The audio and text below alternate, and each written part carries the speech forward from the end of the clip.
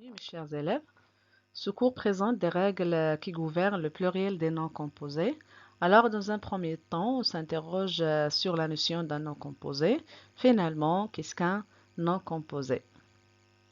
Bien, par définition, ces mots composés se constituent de deux ou trois mots.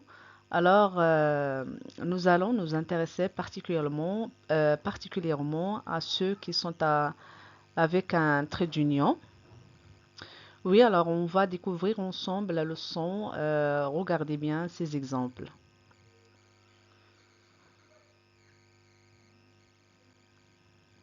Il faut être très prudent au rond-point.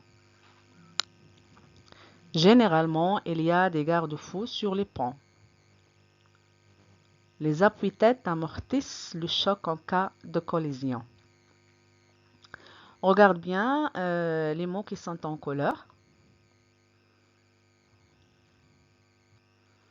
Oui, alors dans la première phrase, le mot qui est en couleur, rond-point. La deuxième phrase, garde-fou. Et la troisième, appui-tête. Bien. Alors, de combien de mots sont-ils formés? Alors, regarde le premier mot, rond-point, le deuxième nom, garde-fou, et le troisième, appui-tête. Oui, sont composés de deux mots. C'est très bien. Alors, le premier mot, il est composé de deux mots, rond, point. Le deuxième aussi, la même chose, composé de deux mots, garde, fou. Et le troisième nom composé aussi, la même chose, appui, tête. Maintenant, la question, c'est quelle est la nature du mot qui forme chaque nom composé?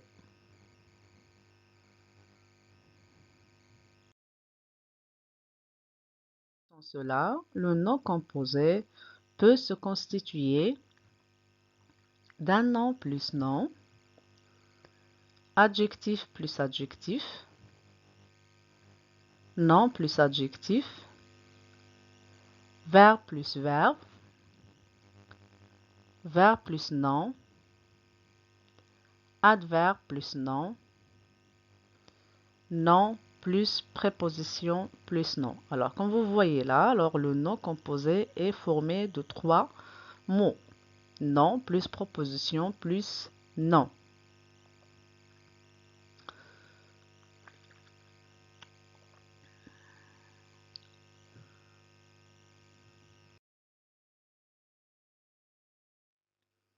Voyons ensemble, mes chers élèves, comment on forme le pluriel des noms composés. Alors, je vais vous dire une règle simple à appliquer. D'une manière générale, pour mettre les noms composés avec un trait d'union pluriel, il faut regarder la nature du mot qui les compose. Les noms et les adjectifs s'accordent. Les autres mots qui peuvent entrer dans la composition d'un nom composé sont invariables.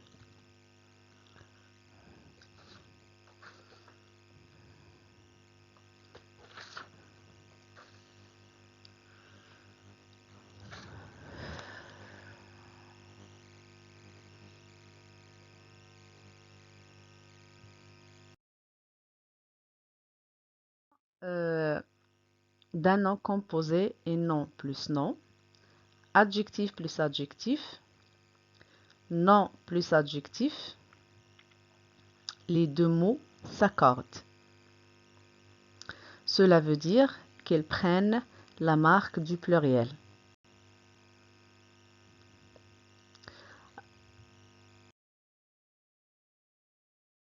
Prenons un exemple pour chaque nom composé. Alors, c'est un nom plus nom. Regardez un exemple.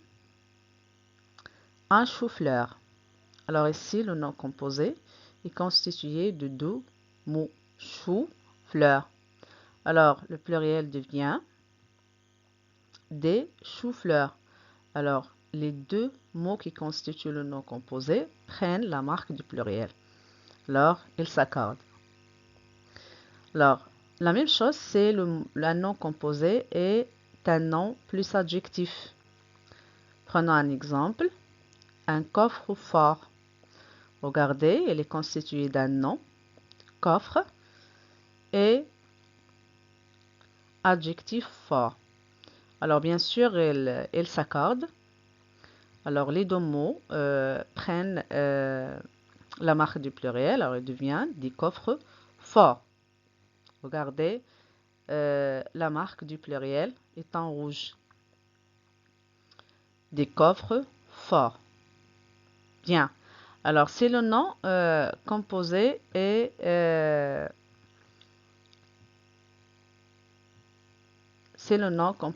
un adjectif plus adjectif, c'est la même chose. Regardez un exemple, un sourd muet. Alors, devient au pluriel des sourds muets. Regardez la marque du pluriel.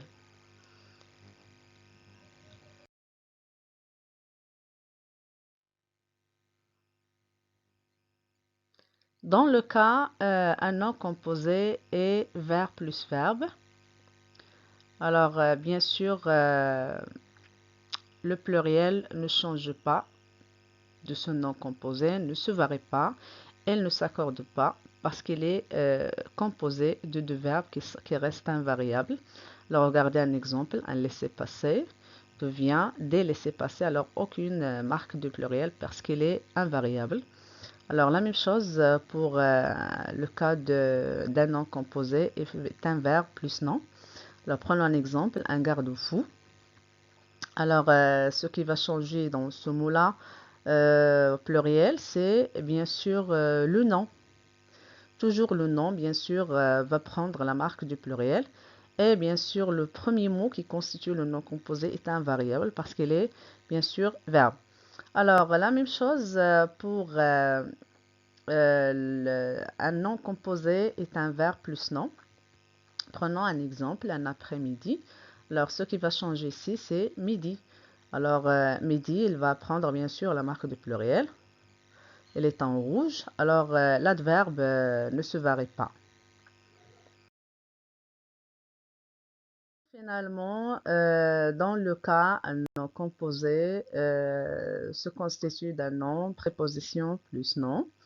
Alors, prenons un exemple. Alors, c'est le premier mot qui s'accorde. Alors, prenons un exemple, un arc-en-ciel. Alors, regardez, ce nom composé est constitué de trois mots.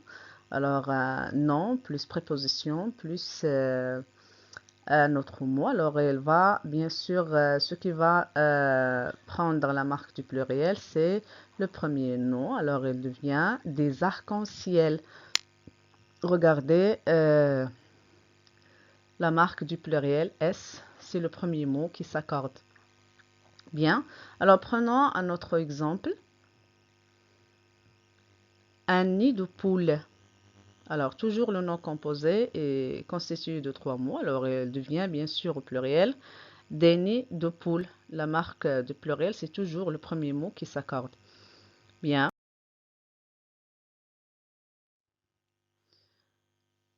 Et maintenant, c'est le rendez-vous avec un tableau récapitulatif des cas où il faut marquer l'accord des noms composés. Bien, alors c'est impératif de retenir bien le résumé. Il y a bien sûr des cas exceptionnels, des cas particuliers. Alors, le mot demi, semi, alors aussi grand, alors reste invariable devant un nom féminin. Par exemple, les demi-heures des grands-mères.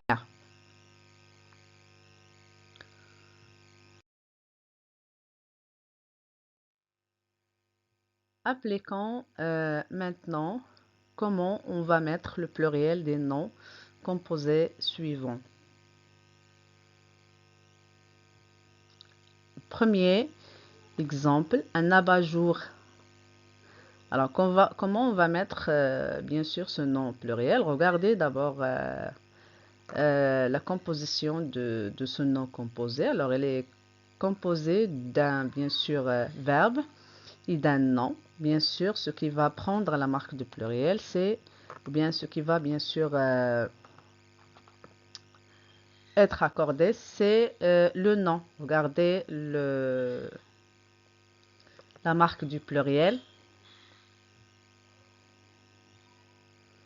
Alors, c'est la marque du pluriel, alors le nom qui va bien sûr prendre la marque du pluriel.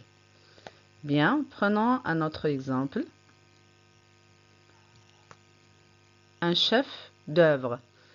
Alors, le pluriel de ce nom composé, regardez toujours conformément à la règle.